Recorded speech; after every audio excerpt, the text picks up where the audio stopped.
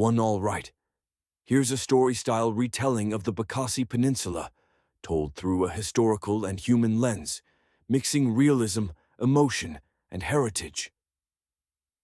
The Man Who Watched the Tide Change. A story of the Bakassi Peninsula. The sun rose slow and red over the mangrove creeks of Bakassi, painting the water in streaks of gold. Fishermen were already out, their canoes gliding silently over the tide, nets trailing like shadows behind them. Among them was Etim Ayo, an old fisherman with skin as dark as the river mud and eyes that had seen both peace and pain.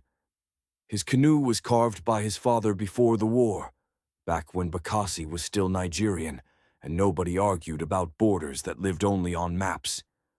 "Hey, the tide knows no border," Etim would say, dipping his paddle into the water.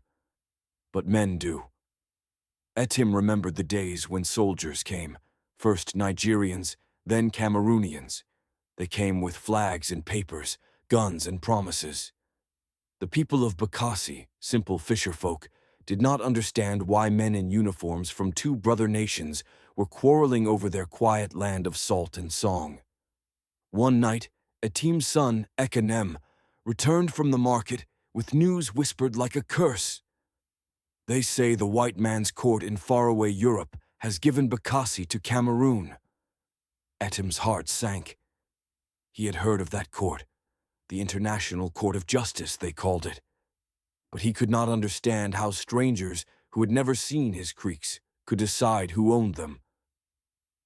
Then came the handover. On that August morning in 2008, the elders gathered under the palm trees, watching soldiers lower the green-white-green flag and raise another. Green, red, yellow with a lone star. Some people wept quietly. Others packed their things and left for New Bakassi, far inland, away from the sea that had raised them. Etim stayed. "This is my home," he said. "No court can move the water, and no flag can change the tide." The years passed. Cameroonian officials came, speaking French-accented English, registering names, changing currencies. Some things changed, others stayed the same. The fish still swam, the tide still came. But in the silence of the night, Etim could still hear the cries of the displaced, those who had lost not just land, but belonging. He would whisper to the sea, "Greater than, tell them I am still here. Tell them Bakassi still breathes." Now when the younger ones ask about the old days, Etim tells them this: "Bakassi is not just a place, it is a wound, a lesson, and a song.